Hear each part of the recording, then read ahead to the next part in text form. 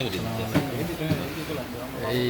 বাস নিয়ে আসলাম আমরা botanical garden eco park ঝর্ণা দেখতে যাব। এখানে সুপ্ততারা ঝর্ণা কয়েকটা ঝর্ণা আছে, এই যে কয়েকটা স্পট।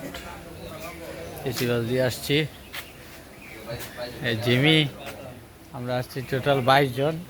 ওই যে আমাদের আরো সদস্যরা ওইখানে চা খাইতেছে, আমরা নাস্তা করছি, এই যে হোটেলে নাস্তা করলাম। আমাদের সভাপতি সাব জুবায়ের ভাই এখানে দুপুরের খাবারের কন্ট্যাক্ট করতেছে।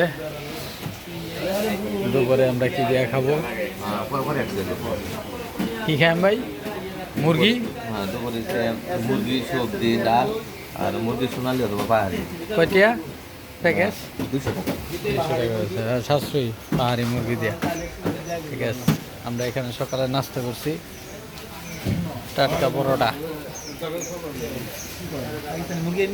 আর এখানে